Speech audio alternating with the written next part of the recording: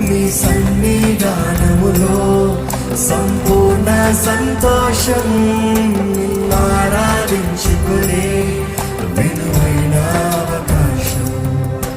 కోల్పోయినవన్నీ నాకు ఇచ్చుటకును, బాధల నుండి బ్రతికించుటకును. చెప్తామా? కోల్పోయినవన్నీ నువ్వు ఇస్తావయ్యా, తిరిగి ఇస్తావయ్యా, నమ్ముతున్నానయ్యా.